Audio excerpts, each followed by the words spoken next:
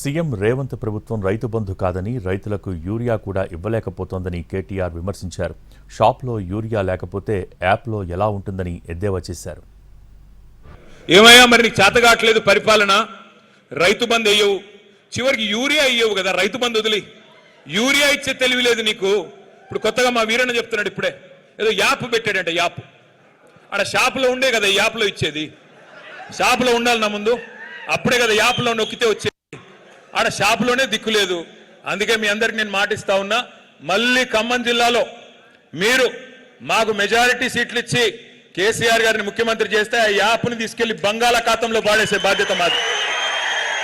మళ్ళీ షరా మామూలుగా ఇదివరకు ఎట్లయితే కేసీఆర్ గారి టైంలో ఉండేదో, ఒక ఆటో అన్నకి ఫోన్ కొడితే మీ పొలం కాడికి వచ్చి మళ్ళీ యూరియా ఇచ్చిపోయే రోజులు మళ్ళీ తెచ్చే బాధ్యత మాది. దానికి మోడీ పేరు చెప్పి ఇంకోటి పేరు చెప్పి తప్పించుకునే ప్రయత్నం మేము చేయం.